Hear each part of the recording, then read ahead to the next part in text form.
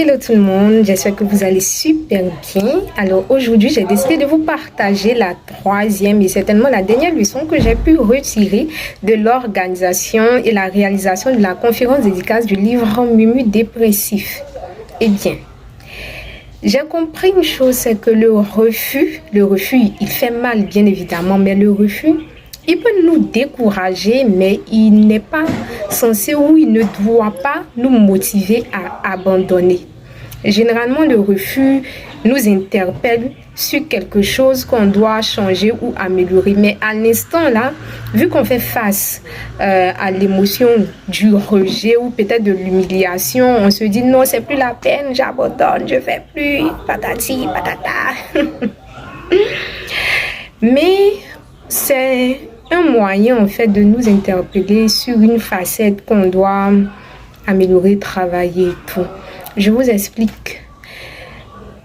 Dans l'organisation de la conférence dédicace, on a distribué des flyers.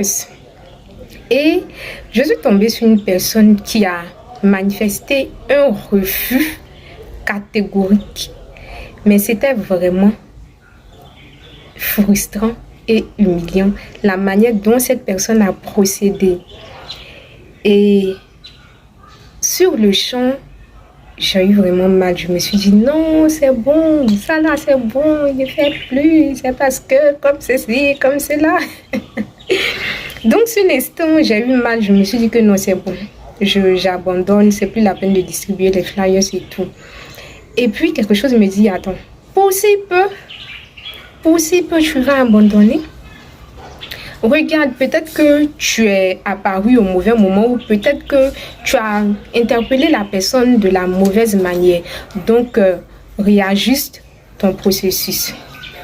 Et je fais pause et je me dis en fait, certainement que j'ai interpellé la personne de la mauvaise manière ou au mauvais moment. Parce que effectivement, l'argument que la personne a donné, c'était bon, c'est pas le moment, tu pouvais attendre et tout. Ça a été une coïncidence. Donc je me dis, ok, je vais maintenant procéder d'une autre manière.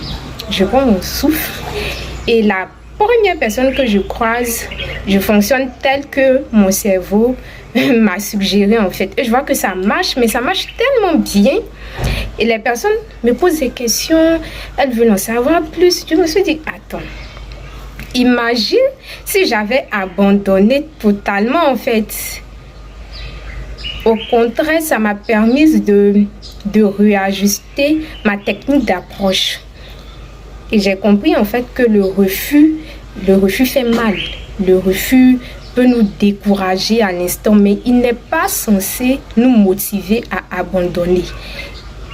Il nous pousse à réajuster, à améliorer, à voir quelque chose qu'on doit revoir, qu'on doit améliorer et tout.